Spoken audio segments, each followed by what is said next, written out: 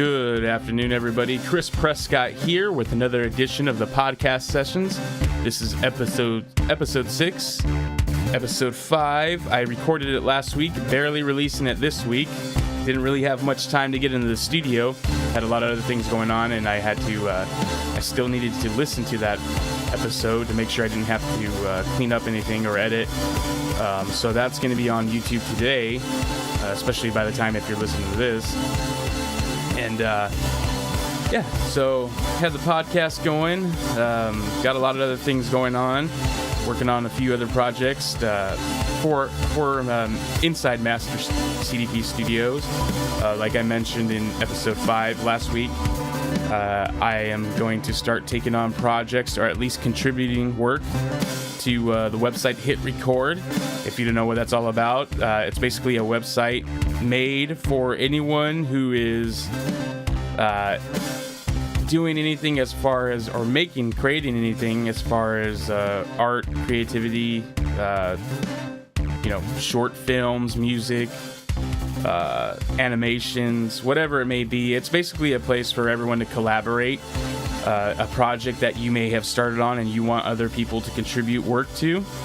So it's a pretty cool website. I like the idea of it. Joseph Gordon-Levitt is the guy. He's I believe he started the website, or he started it with a few other people, or he's just the spokesperson for it. But either way, I found it. I came across it online randomly. I think it was when I had Facebook. I think I saw an ad for it or something. But it's a cool website.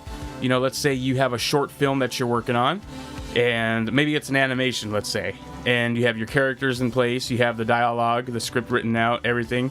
You have the animation in place, but maybe you need someone to do the voice.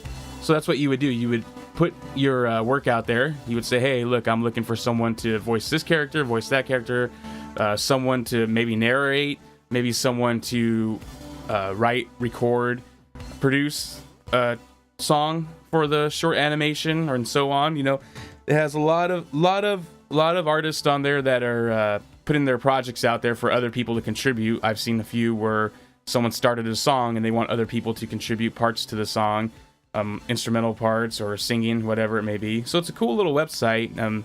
If you're someone that's that dabbles in the your artistic and creativity, check that website out, and maybe you can contribute something. Get started on what you really want to do with your life as far as artistic and creativity goes. So kind of looking into that now, and the boxing classes started last week. I did mention I'm going to start chronicling. Once I started my steps towards becoming a pro wrestler, I would start chronicling that.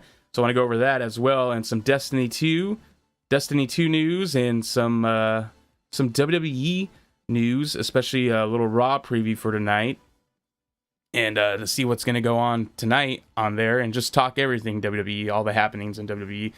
So without further ado, let's get started. We'll start with the boxing classes. Actually, I'll start with that. Let's start with the chronicling of my my pro wrestling training, the start to get there at least. And how I'm doing that is, like I mentioned before, what I'm going to start doing right now is taking boxing classes, which I've already begun last week. I go again today. But I'm doing this, and I'm going to do this for the next 2 or 3 months. That way I am in great condition, hopefully in a good enough condition for pro wrestling school by the time I get there. I actually thought I was going to do very horrible on my first day of boxing. But I actually didn't do too bad. I was able to actually hold on until the end, pretty much. The last few drills is what started to take its toll on me. You started off with some stretches, of course, and then they started off with just having us practice the stance and making sure that you're staying on the balls of your feet and not putting your heels down to the ground. The tippy toe looking motion, kind of floating on your feet as you will. So we did different drills. You practice the stance, holding the stance for 3 minutes, then you would lean back on your power hitting foot. You would hold that position on the balls of your feet for 3 minutes, then we leaned forward, holding the same position for 3 minutes. Then you were going back and forth, moving forward and backwards, and in a line. You just kept going back and forth, practicing the stance and the footwork, making sure that you were staying on your toes, not falling back on your heels, and keeping the stance that you want to keep while you're boxing. So we had to do that for 3 minutes. Every drill was basically 3 minutes and then 1 minute rest, kind of like boxing. You got the 3 minute rounds and you get your 1 minute break in between each rounds. So it was pretty cool. I enjoyed it, and it was really rough though. I mean, it was basically an hour of cardio, and then the last 3 drills where I started really to kind of fall off a little bit, which I was surprised I was even able to hold on till then. But we the last 3 drills, first it was 3 minutes of crunches, so that was pretty brutal, and then it was 3 minutes of planks, and then after 3 minutes of planks, it was 3 minutes of wall sits with your arms, holding your arms out straight in front of you. So with the crunchers, I was able to do that probably for, I don't know, by that time, I was probably able to do crunches straight for a little over a minute. Then then it really started taking its toll, started kicking my ass a little bit. My stomach was really, really sore, tightening up. So I had to, do some crunches, stop for a few seconds, do some crunches. Basically, they didn't care how many you did. It was more of just continuously doing it for the 3 minutes. So, you could stop for a few seconds, go back. You just had to keep doing it for 3 minutes. And then, we took a minute break. Then we went into the planks. The planks was pretty brutal. Not going to lie out there. The planks were really, really kicking my ass, worse than the crunchers. But then it probably also has to do with the fact that I was, attempting crunches for 3 minutes before we're going on to the planks. So great strength and conditioning there. But with the planks, same thing. I think I was able to hold it for a little bit over a minute, and then I started falling on my stomach, and then I had to do that for a few seconds, rest for a few seconds, get back up and do the planks, rest for a few seconds, get back up and do the planks. And then after that, it was a minute break, and then straight to the wall sits, which that I did a little better. I was able to hold my position on that for a few minutes. I would say like maybe about 2 minutes. And then after that, I had to start standing up for a few seconds and then squatting back down, then standing up.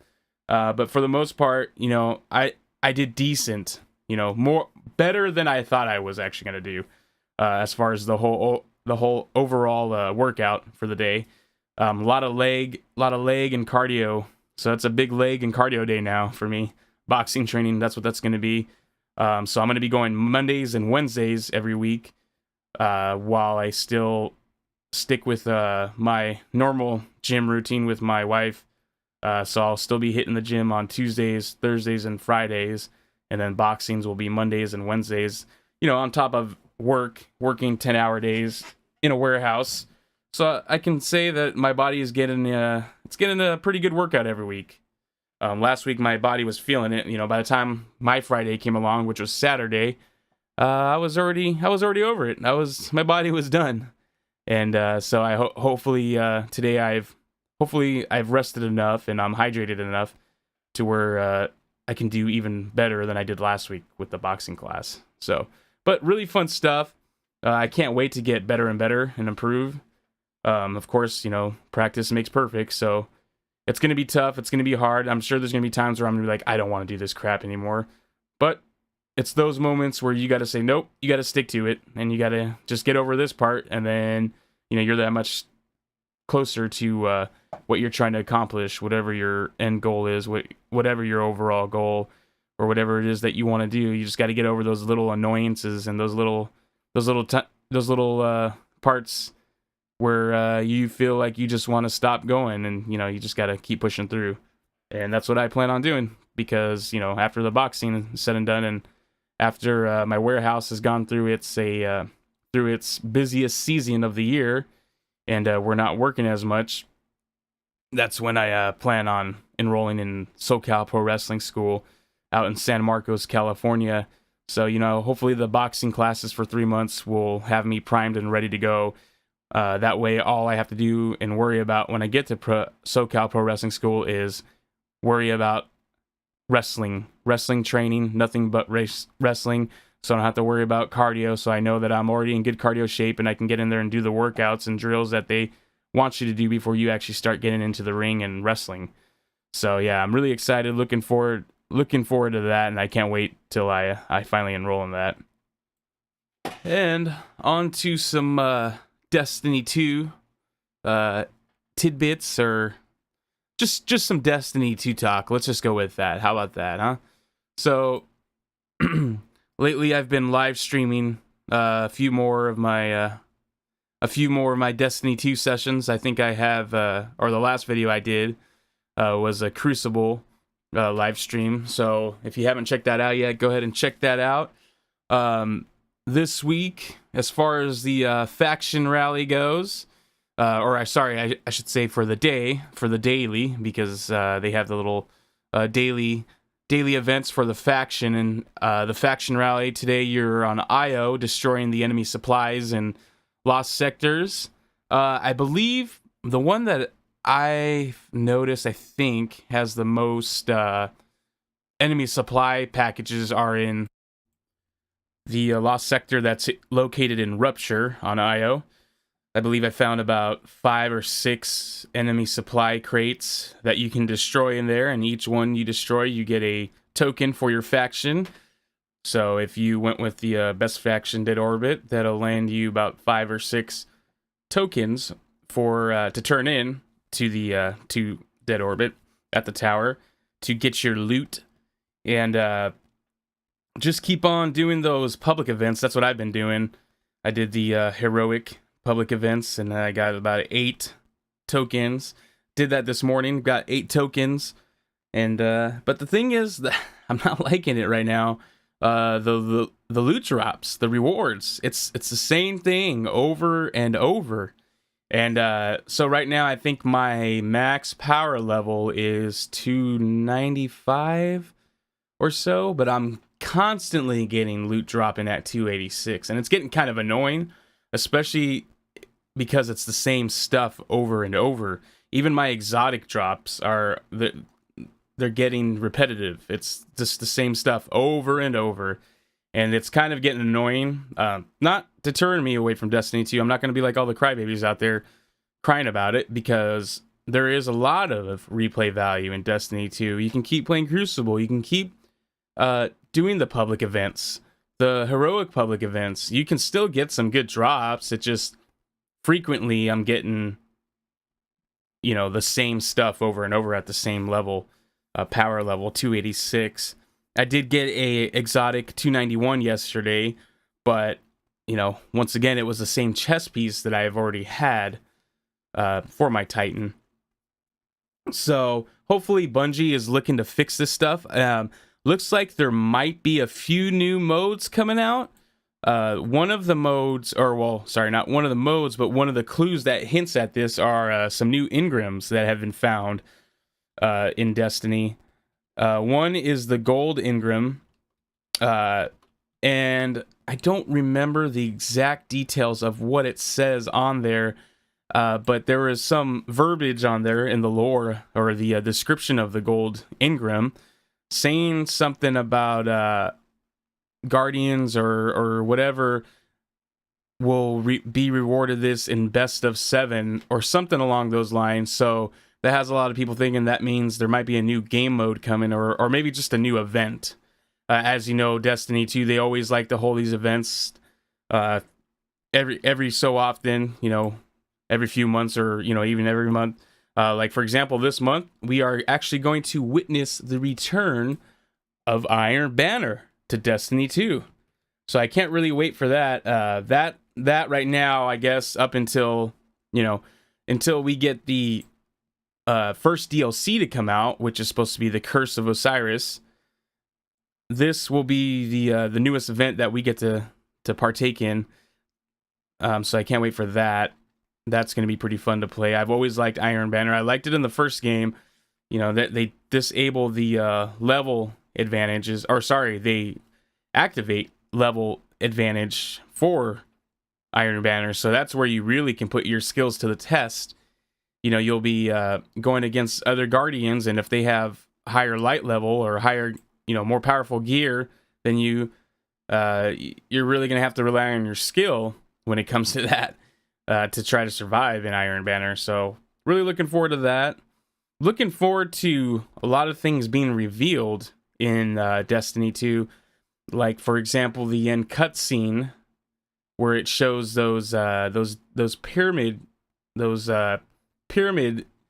aircraft or spacecrafts that are just basically hanging out in space and idle in the darkness of space. You know, once the light from the tower hit those spaceships or those pyramid ships, it seemed to activate them, and they turned on, and it looked like they were probably going to be heading towards the tower, towards the Traveler. And a lot of the rumors that are going on right now is that might actually be the darkness that you always hear about in the Destiny lore. The Traveler, the light, the darkness, the Traveler being hunted down throughout the universe by this darkness. And it seems like this might be the ultimate enemy in the Destiny universe, and even talks of there being dark guardians. So will we be fighting guardians instead of champions and gods and wizards and witches? Will we be fighting other titans? You know, will we be fighting other warlocks and hunters? Once that enemy is finally revealed, who knows? I think it's pretty interesting. There's a lot of great YouTube videos out there. One of the channels that I've checked out is I believe is My Name is Bife, or This is Bife. Bife is the his username, I believe. He does really good videos on the lore of Destiny. So I've been watching a lot of his, and then there's More Console. I've checked his channel out.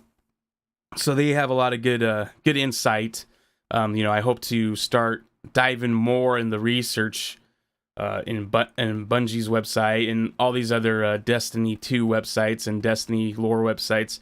I want to start researching more so I can provide you guys with more in-depth news on Destiny 2, or just even theories on what the secrets of Destiny 2 could be, like this secret alien race. And I know there was some concept art released in 2013 where it showed all the enemies in Destiny, but then it had a fifth enemy and it said secret enemy, or secret enemy, fifth enemy, or something like that. And it actually showed in the concept art, it showed those pyramid crafts, spacecrafts, and below those spacecrafts it showed like the shape of an enemy, but it was just the shadow of it. So you didn't really know, or you couldn't see any details of what it was. So, obviously there is a big plan for this, and it's probably gonna be a major part of Destiny, once they are revealed finally. It's probably, like, going forward, it's probably gonna be the main enemy that you're going up against. And then also there has been talk about, they mention it, I forgot which mission or which campaign or strike, where they talk about Siva. So obviously Siva is gonna play a role in this again. So, a lot of things that they mention, a lot of little clues and tidbits that you can find through the lore tabs of the armor, the weapons, and then just little quotes as you're going through the campaigns and strikes from each character, each NPC, especially your ghost, especially. So a lot of cool stuff in Destiny 2, and that's what gets me going with Destiny, is the story, the lore behind everything. I love all of that stuff. The story is what really gets me. Of course, it's fun playing the game, leveling up, trying to grind it out in the European Dead Zone, or Io, or Titan, or Nessus, wherever you're at. All that is just part of the fun, and then the story. The story is what really captivates me, and then of course the soundtrack and the sound effects. So I really look forward to what they're going to do next with Destiny 2 after Iron Banner has come. Hopefully we get more modes, more events, more activities to partake in, so people, the people that are crying out there, they can have something that'll satisfy them too. Because, to me, the Destiny 2, it's an open world game, so how can there not be anything for you to do? I understand with the loot drops, that's kind of getting frustrating with me, or to me, but I can still go and play Crucible. I can still hang out with my friends, my fire team. We can chit chat in the party chat while we go out and just grind it out. You get better at it. If you're someone that's hardcore gamer, that you're playing non-stop 24/7, just keep playing. You get better and better. Keep playing Crucible. You'll get better. For those people, I'm sure they don't need to get better. I'm sure they're already better than most of us out there. But, just keep playing. Have fun. It's a video game. It's a video game. It's not real life. It's a video game. It's something that you're supposed to play. Have fun doing it. Don't take it so serious. That's all you got to do. So, hopefully people will stop complaining and just look at the bright side of it, that Destiny 2 is out. We're playing Destiny 2 now, finally. Everything, what everyone's been waiting for. And then I'm sure once the PC version comes out this month, they'll be releasing more stuff for us.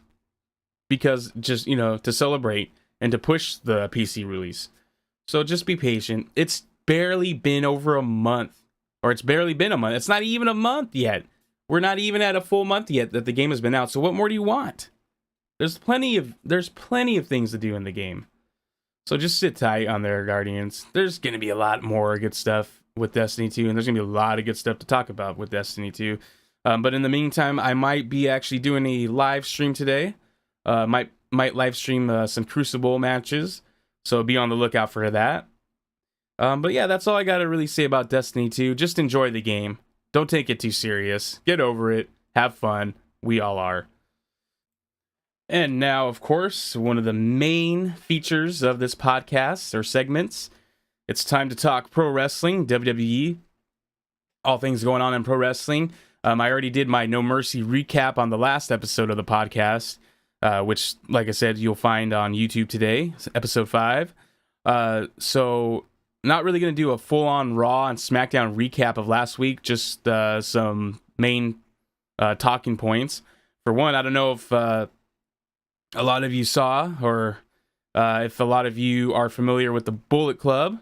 The Bullet Club is a little faction that was formed in New Japan. Finn Balor is one of the original founders of that group, that faction, and they don't shy away from the fact that they get a lot of their influence from the NWO and the Clique, Hall and Nash and everybody. Of course, they're always holding up the Too Sweet and saying the Too Sweet line and everything. That's kind of been an ongoing back and forth battle too with them and Vince. Vince has told them has told them before to stop using the Too Sweet hand gesture, and WWE even trademarked the hand gesture and started releasing, clothing, some merchandise that had the Too Sweet hand gesture on it. Because Vince doesn't mess around. If you're bugging him, or if he sees you doing anything to get at him, or trying to just make a parody of something that that is of WWE, he's going to come at you. And he already has in the past, especially with the Young Bucks. They're always throwing up the Too Sweet and everything. But this past Monday, the Bullet Club, Cody Rhodes, the Young Bucks, Adam Page, and the villain Marty, they planned a little meet and greet type thing at the Ontario Mall here in California, at the Hot Topic out in the Ontario Mall, and they posted it online. They knew they were going to get a huge fan base there, a huge group of people that were going to want to show up to meet the Bullet Club, and then they came up with the idea of kind of revisiting the DX WCW invasion angle by orchestrating their own little angle. They filmed the videos for their YouTube channel, the Being the Elite, and it starts off with Cody Rhodes, his wife, the Young Bucks, and Adam Page, and then in comes Marty, and he has his camo gear on, kind of like when DX did the same thing, and he has the megaphone talking about how we're going to war and everything, and blah blah blah. And there, he even says, "What, didn't you guys see the when DX did it or whatever?" And then they're just kind of playing it off like, "No, never heard of it, never seen it," blah blah blah. And they start doing a march with all the fans to the Raw Arena. They get inside the building, or at least the parking lot of the building, and they basically did a parody of the DX invading WCW angle. They did the whole like, what? Did you guys come to see the WWE? And the fans boo, and then he said, or did you come to see the Bullet Club? And then they cheer, and they're getting on the megaphone, saying Finn Balor, Anderson, Gallows, we're here to save you. Your friends are here. Blah blah blah. You know, it's funny. It was pretty good. I liked it a lot. It was cool. But Vince wasn't too happy with it, of course, and he even sent a cease and desist to the Young Bucks, to the club, the Bullet Club, basically saying, you know, stop using the Too Sweet hand gesture and saying Too Sweet, which of course the Young Bucks replied with a new T-shirt that says cease and desist, and it shows them throwing up the Too Sweet hand gesture, and it's blurred out, and it says Too Sweet, and then they have Sweet has the special characters in its place as if it was a cuss word, like they're blocking it out. So it's pretty funny that where they're going with it. I don't know, man. Like it to me, it almost seems like it's all a work. I don't know. It could be. Why wouldn't it be? Why wouldn't Vince think like, imagine if WCW let in DX and we just did like a pull apart brawl. You know, no one has to go over on anybody. You know, just imagine how much more exciting that would have been. What that could have done for both companies. That may have saved WCW's ass if they did something like that, but they didn't. And WCW died, and we all know, you know, how that whole story went. So why wouldn't Vince almost want to, or not want to, maybe dive deeper with this and maybe play with it a little more? Why wouldn't he just want them to do that again, show up on WWE TV and let them have like a pull apart brawl? Of course, you know, because in his mind it's probably like, I'm giving exposure to the competition, you know, I'm letting the competition come into my house and make a name for themselves, even though they've already have a name for them. But you know, I think it would be awesome. And what if all of this was just a work, you know, with the whole cease and desist, the Young Bucks replying, getting sympathy from their fans. You know, what if all that was a work? That would be awesome if you come to find, because I've always said, and this is a long time ago, and you know, you can quote me here on this, because this was before the Elite became the Elite, before they used this moniker, the Elite. I had a storyline idea a long time ago. It was when the Wyatt and Shield were already going on, the Wyatt family and the Shield. Actually, no, it was a little bit after the Shield had broken up, and I was talking about like how CM Punk should come back, Alberto Del Rio, Daniel Bryan could start a faction of his own called the Elite. And I was thinking of, you know, top wrestlers, you know, guys that can wrestle, really good at wrestling and that could school, you know, basically in their own league almost. And you know, I mentioned people like Daniel Bryan, Punk, Cesaro, maybe Ziggler or someone, having this big faction war, because they were also going to be bringing in the club members. This was before AJ and all of them debuted. I was saying that, well, you know, you're going to bring them in. You're going to bring Balor in. Actually, I think it was when Balor was coming is when I started talking about this. Having Balor come in, leading his own version of the Bullet Club. You have the Wyatt family. I was even, you know, going as far as saying, what if, you know, Triple H started his own faction to kind of count, because he sees that all these factions are forming or coming to the WWE, and now he wants to have his own authority type faction, you know, kind of like how he had the authority already, but he wanted to have his own faction, and he was going to start building his group. And I think I even actually put Finn in that group, his Bullet Club, and Triple H was going to be kind of like leading it. But then I was thinking, like, what if Bray Wyatt comes out and, you know, starts talking about this oncoming, or this future war that's about to happen in the WWE with all these factions. And you know, I went as far as to say, you have Bray Wyatt reveal that Stephanie McMahon was Sister Abigail this whole time, and then you can just totally like have that happen in the ring. Stephanie's in the ring with Triple H as Bray Wyatt reveals this. Triple H is in shock, and you know, Bray Wyatt can say like, "Oh, she's been here all along, Sister Abigail. She's held the power," you know, and that would make sense because she's someone that holds power in WWE. And the way that Bray speaks of Sister Abigail, it's like you think of someone that holds power, has a lot of power, has enough power over him to influence him and his family. So I was thinking like, oh, you know, that all this war stuff can go on, you know, like the club, they have their own version there, the Wyatt family, then you reform the Shield to take on all these clubs, you know, these factions. And I was even coming up with an idea to have this like at a War Games or World War III type event where you just have them all battling each other. You could even turn Survivor Series into it, where like all these factions were facing each other. But you know, the Elite, you know, they made a name for themselves. Kenny Omega, Young Bucks. They have this show. You know, they have a big following, a great big fan base. You know, so it's like they already have their fan base. So I don't think it would do really too much more if Vince was to say like, hey, come, you know, let's have a pull apart Raw on Raw. But I mean, you know, the only thing is you'd expose this group to, you know, maybe all the PG Kitty fans that never knew who the Bullet Club. But see, the thing is, then maybe that would be a good thing, because then these kids are like, oh, well, you know, we don't have to just like goody good two shoe stuff. We can like all this stuff too. This is pro wrestling as well.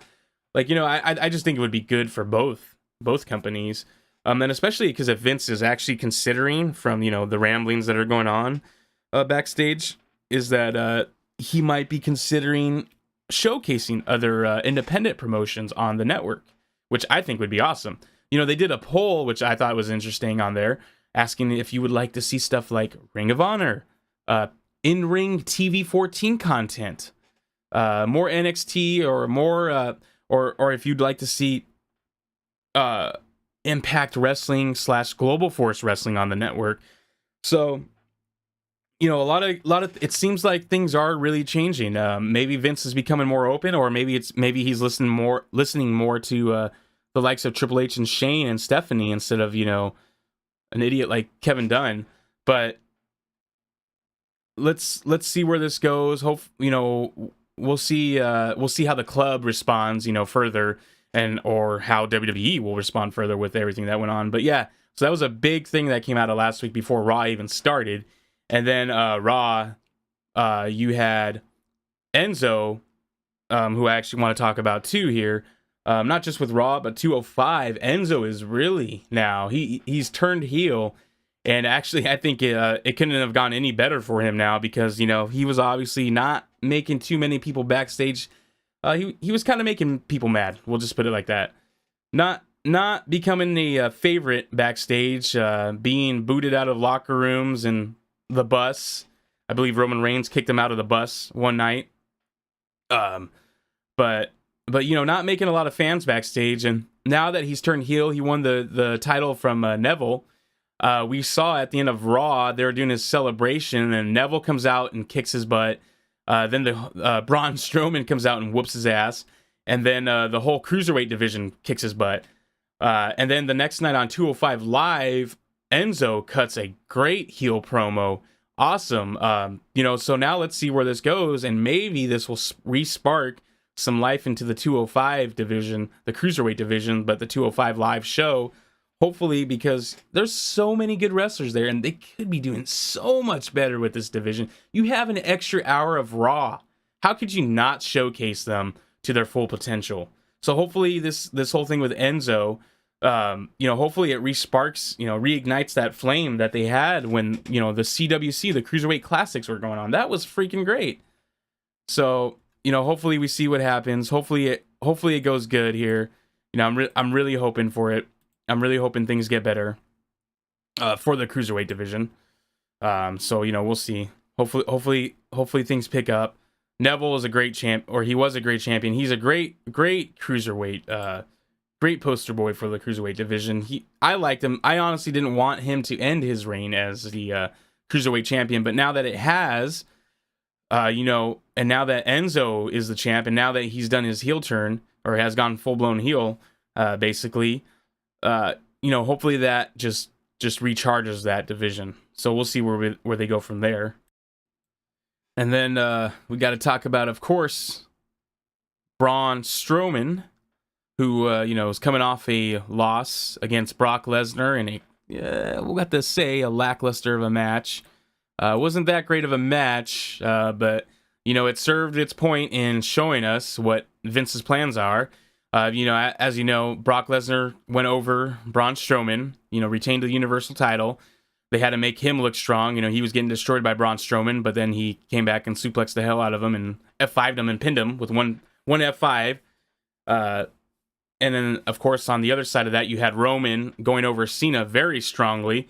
So obviously the plan going forward Just this pay-per-view alone already tells you what the main event for WrestleMania is going to be. Roman Reigns versus Brock Lesnar. Roman is meant to look strong so he can go in there, beat Brock Lesnar, become Universal Champion. That's what's going to happen. So they've already put those clues out there for you in case you didn't notice that. But Braun Strowman, they were pushing him so good. I mean, I don't think that really took too much out of him. It's like you're losing to Brock Lesnar. That's not like you're not coming up short, or you're not getting buried, as a lot of people are going to cry about. Most of the people that cry about that are the I hate WWE, bandwagon kids, the fans that you think that, if it's not Bullet Club or Ring of Honor or New Japan, then it's crap. That's basically, those those narrow-minded, biased fans. They're not pro wrestling fans. They're WWE haters more than they are pro wrestling fans. Which, I love Bullet Club. I love Ring of Honor and New Japan Pro Wrestling. But I just know that just because I like those, and that, to be quite honest, New Japan Pro Wrestling and Ring of Honor, I think they put on a better presentation of pro wrestling than WWE does. But WWE is more hell-bent on being a sports entertainment company. But they still put on great stuff. Braun Strowman is a great example of a great creation from the WWE and a way on how to handle a monster when you have a monster on your roster. I mean, they've been pushing him.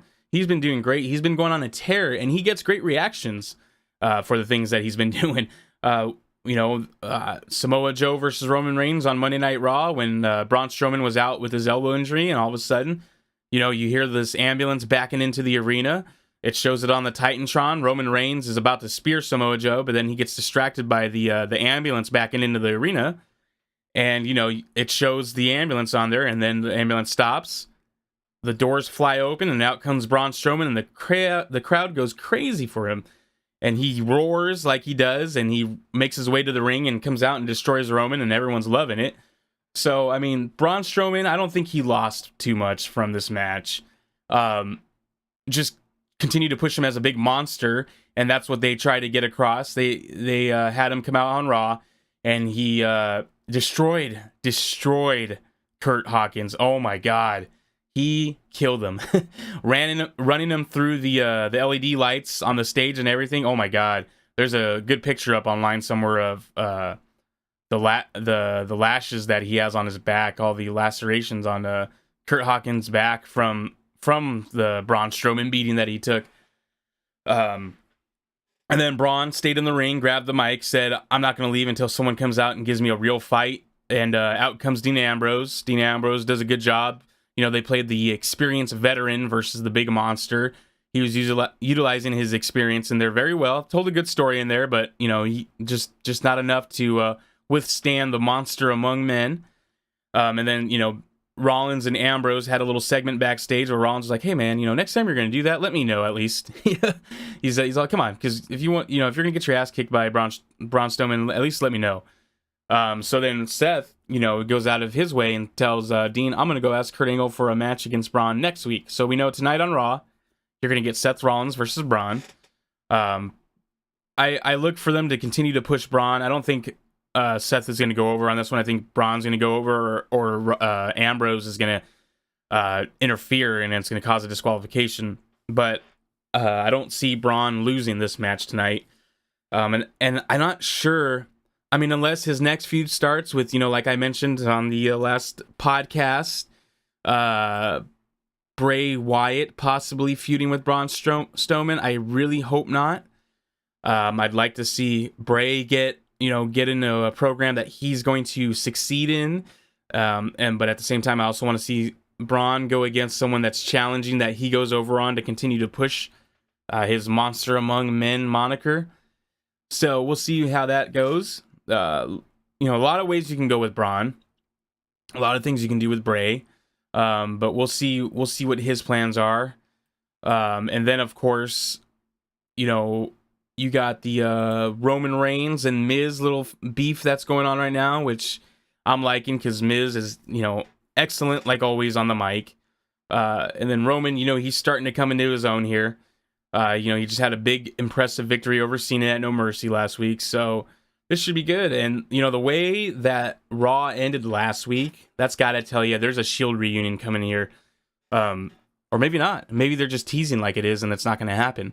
But, at the end of Raw last week, The Miz and The Miz Taraj beat down Roman Reigns with chairs.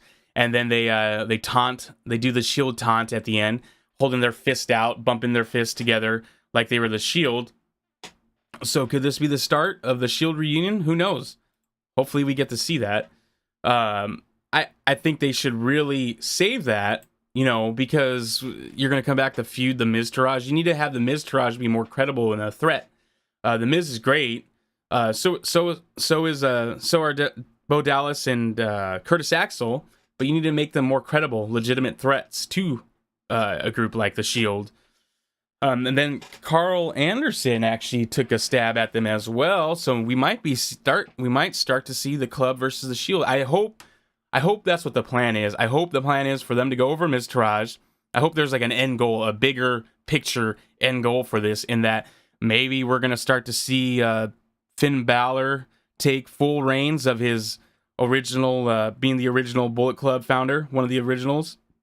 And maybe we're going to start making the club more serious and start taking them more serious. So hopefully they do that.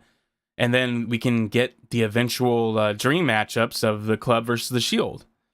So we'll see how that goes. And I wouldn't mind if they brought back the Wyatt family. Maybe he's going to go back and recruit Braun. Who knows? And then maybe he's going to bring over Harper and Rowan. And then they can go on their tear. And then the Shield can go on a tear. The club can go on a tear. And you have all these factions fighting it out. So why not? I like factions. I personally like factions in professional wrestling. I think it's cool. It's a cool idea. It helps wrestlers that might not be doing much as a singles competitor. So put them in a faction, but make the faction, let there be meaning and substance to that faction, and not just a faction that you're throwing together just because, like, 3-man band, which, obviously now all 3 of the members, even though Heath Slater's not really doing much, he did win the tag champs with Rhino. That was cool. They got to do that. And then, of course, Jinder is the WWE Championship on SmackDown, or WWE Champion. And then Drew McIntyre has a resurgence in his WWE career, coming back to NXT and winning the NXT title, now feuding with the Undisputed Era, Adam Cole, Bobby Fish, and Kyle O'Reilly. The Undisputed Era, Adam Cole, former Bullet Club member. So yeah, I mean, I think factions work out. You just got to do it right and not just be throwing them randomly together just for the sake of having a faction in your promotion. So looking forward to all of that, all the big things on WWE. And then, we're not going to really see much of Lesnar right now. But Finn Balor made a call out, saying that he wants to face Lesnar for the title, the Universal title. So could that be the next feud here for Lesnar, or is Finn Balor? I hope so, because that's a match we've never seen before. And even though we know, since they're billing for the Roman Reigns Lesnar main event at Mania next year, maybe we'll at least get a really good Balor and Lesnar match. I think it'd be cool, and hopefully it's not going to be a little 6-minute match for Lesnar, and hopefully he gives Balor a lengthy match, even though I guess it wouldn't be that believable because look, Lesnar destroys everyone in his path, and he's beaten Braun under 10 minutes, and he beat Samoa Joe under 10 minutes. So, we'll see where they go with that. So, we're not gonna. I can't imagine we're gonna see anything or hear anything from Lesnar for another few weeks or so. But he's not rumored, or he's not listed or scheduled for Survivor Series, I should say. But he is now scheduled for the Raw Go Home show of Survivor Series, which tells me, that's probably a good indicator that he is going to be fighting on at the Survivor Series pay-per-view. And no word or mention on any other opponents other than Finn Balor saying that he wants to get back his Universal title. So we'll see how they go from there. And then SmackDown. I didn't get to see much, or I didn't get to see the end of it, but I know it ends with Kevin Owens beating down Sammy, laying him out, and then Shane McMahon coming out and Owens running away. I'm really loving the feud. I mean, gosh, man, if you saw when Owens laid waste to Vince McMahon, that just further made this rivalry personal. I mean, it already was because Owens mentioned Shane's family. he talked about his family and everything that made Shane go off on Owens, beating him up in the first place, and that's what's kind of started this whole thing with Vince coming out and getting laid out by Owens, and then now Shane has this very big personal vendetta against Owens, and their Hell in a Cell match. I mean, it's going to be the main event of the card, which kind of shows you how highly they think of the WWE champion right now, Jinder Mahal.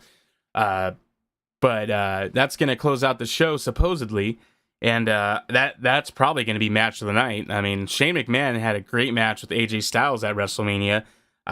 That was almost match of the night. Great opening match too, by the way. But yeah, I feel like they'll close out the show and they'll put on match of the night for sure. Unless, you know what, I gotta actually take that back a little bit, because now we know for the tag team titles on SmackDown, it's going to be the Usos versus the New Day inside a Hell in a Cell. That match has potential to be match of the night as well. And that match is going to be incredible, because the matches that those two teams have been putting on against each other have been, nothing short of incredible. So, yeah, I'm looking forward to the the Hell in a Cell pay-per-view for SmackDown. That's looking to be a good card so far. You got AJ Styles going against Baron Corbin for the United States Championship. You got Jinder Mahal again facing Shinsuke, which to me, it's a big mistake that they're not having that match inside Hell in a Cell. Or at least they haven't mentioned it yet. So, we never know. We might get that announced tomorrow night on SmackDown. And as far as the women's division goes, I mean, Carmella, she still has that Money in the Briefcase contract. So, that always is looming overhead. Natalya is still the women's champion, who I hope actually holds on to that title for a good while. Her and Charlotte are going to be having a match this week, I believe, on SmackDown, which, if you've seen their match in NXT, you're definitely not going to want to miss that match. And hopefully they give them the time needed to put on a great match and tell a good story like their NXT match, because that match blew me out of the water. Like, I was just like, wow, that was, incredible match. So I know those two can definitely pull it off. So hopefully they give them the time needed for another high caliber match like that. Then as far as like the Shinsuke and Jinder Mahal thing, I mean, come on, you kind of have to have Shinsuke win this one, because you're really going to take the steam out of him. You brought him over to be such a big deal. He's very, the fans are very receptive of him. So you got to put the title on him. I know you're going to India for this tour in India. Jinder Mahal's been champ, all right? He's got to drop it, because you're not doing anything good with him anymore. I mean, yeah, I personally like him, but it's not. I don't think it's going to go much further. I don't think you're really going to get anything good out of it anymore. If he beats Shinsuke for the title, or retains the title against Shinsuke. So I think at this point it's time to put the title on Shinsuke. He has the star power to carry that championship, and if the plan going forward is to have him versus AJ Styles next year at Mania, pull the trigger now. Give it to Shinsuke. Let AJ face him at Mania next year, and you're going to get the match that you want. You're going to get that story that you want out of that match. You're going to get the response from the crowd that you want out of that match if you're Vince McMahon. So hopefully they do right by this now, and we get better program out of the WWE Championship, and hopefully they still keep Jinder up there in the main title contention, just because he's not the greatest wrestler. Of course he's not the greatest wrestler. He's athletic. He's got a good build. He's basically got everything you want out of a pro wrestler. He's been doing really good on his promos. I think he does when he stays serious. And, he's talking about the pride of India and being the modern day Maharaja, when he's not doing the funny, silly stuff of making fun of Shinsuke and his, let's just put it, he's been making fun of his ethnic background, which a lot of people have been getting, upset over, which you need to get over it, because it's a pro wrestling program. It's a scripted show. And these are characters, because if you were watching a movie or a TV show that did the same thing, you wouldn't be complaining, you wouldn't be crying about it. You would know that it's part of the story. So that's what this is, pro wrestling. Everything has a story to it. Everything is part of the story. So, get over it and just enjoy what it is, pro wrestling. Jinder Mahal is obviously doing his job as a heel, because he has a lot of people talking and crying about the things that he's saying and doing. So you know what, Jinder Mahal? You keep up what you're doing. You keep doing that. But, at the end of the day, I have to, come to that conclusion that he should not be champion anymore, because I don't think it's really going to go anywhere, and it's not going to really do any favors other than when they go to India. So, maybe that's going to show a big boost in ticket sales over there. Not that they probably really need it, because I'm pretty sure WWE is just popular all around to begin with over there, especially since the Great Khali wrestled there, and, now Jinder is the WWE champion. And Randy Orton seems to have a big following over there. So I think maybe it's time for Jinder to step back, repackage him again, not repackage him or, come up with a new character or anything, but, let him lose the title. He'll have his rematch against Shinsuke. He'll lose that. And then just let him get more credible wins without having to have the Singh brothers help him. Push him back up to the main event title, but do it after he's, gone on a tear in a way through the SmackDown division and, getting some very good, credible victories. That way you can have them, because you want to have as many reliable main event contenders on both rosters. So Jinder has already proven at least that, he can handle the pressure of holding on to that championship. So keep him always up there. Let him always be mentioned up there in the, who deserves a shot at the title right now talk. SmackDown has a lot of great wrestlers, a lot of great characters on there that can stay up in that, main event title picture. You can have guys like Jinder. You have Dolph Ziggler, who's great. He's experienced. There's no reason why he shouldn't be up there. You have Bobby Roode now. You got AJ Styles. You got Baron Corbin. If you coach a little more, he can do really great things for you guys. And you have plenty of superstars. Rusev. You still have Randy Orton. You can put the vet up there. Randy Orton. That's 7 guys right there that you can have. So it's not just the same 2 or 4 guys that you're going back and forth with. So I really hope they do better. I hope they manage them better. Mahal and Shinsuke. I hope Shinsuke wins at their battle at Hell in a Cell. And hopefully they treat him right and handle him better going forward. Because once again, you have all the quote hardcore, unquote, pro wrestling fans out there. That they know everything, apparently. They know everything, and they know how everything should be done. But, I will agree on the fact that Shinsuke has not been handled correctly. I mean, when he first came, it was cool. There's the big buzz behind him, and they were kind of showcasing him good. But then they kind of just, they're kind of not doing much with him, but they're putting him in the main event spot. So, utilize him better. He can do so much for you. Just let him loose. Let him do his thing. And he will give you those high caliber matches. He'll draw for you. He'll do everything that Vince McMahon wants. Just let him do his thing and handle him better. And, that's all I really got to say about SmackDown and Raw. Still catching up on NXT. I'm a few episodes behind. So once I've fully caught up on that, I will start talking more NXT. But basically, I wanted to just do this other podcast because I haven't in the last few weeks done a podcast, and I just recorded one last week, which is now on my YouTube channel. So if you haven't checked that out, go back and listen to that, where I recap No Mercy 2017 and do a little Destiny talk here and there, and just give you more insight on what I plan on doing with Master CDP Studios. So I hope you guys enjoyed this podcast today as I went over my thoughts on Raw and SmackDown and WWE and professional wrestling in general.